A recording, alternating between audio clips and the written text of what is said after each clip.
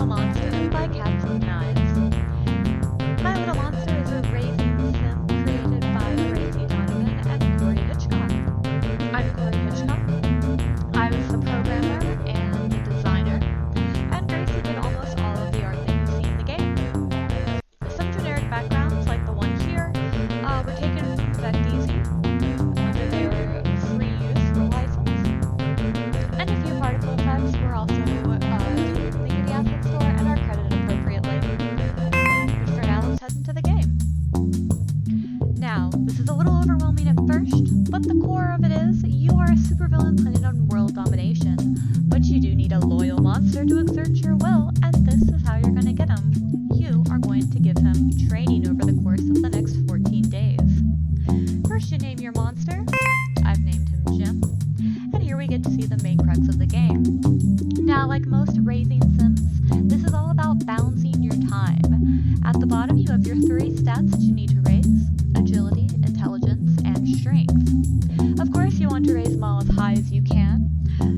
Your ending that you get will be determined based on how high your stats are, what your highest stat is, and how evenly you've managed to train up your little boy. If you hit 0 health in the upper left-hand corner, you will instantly fail.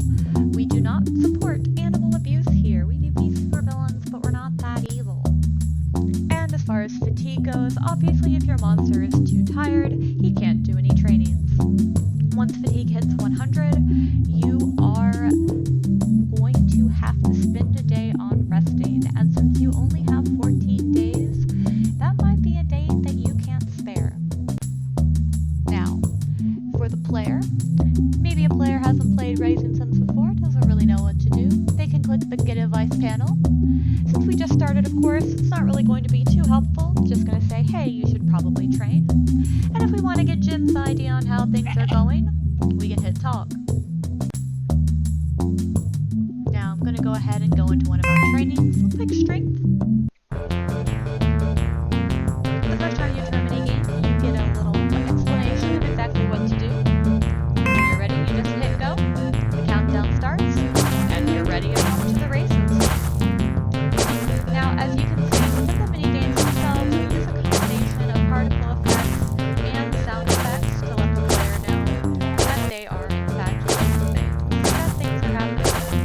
And at the end of a minigame, we always give a little bit of feedback to say, hey, you did good.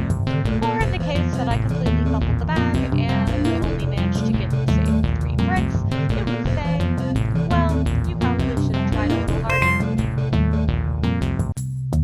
Now, each training has a different minigame associated with it, and your performance does influence the outcome. The better you do, the higher the points.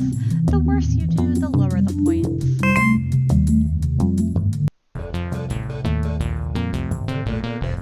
In this agility minigame, for example, obstacles are randomly determined. The spikes will harm you.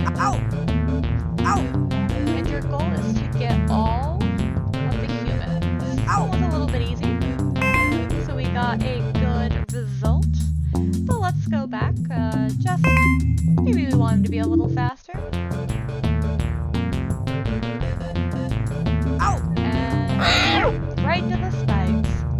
Well, we can see that when we go back, our health has gone down and our fatigue has gone up, and we're only on day 4. We're gonna give our boy a little bit of a rest, just to let him chill.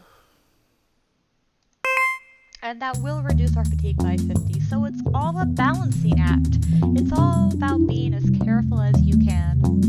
See, since the strength is the highest, now it's letting us know a little bit more about what we need to do. We can also go to our little quiz mini game, have a nice time. You know, I think good learning. Oh, I guess the gun wasn't what you should give the child after all.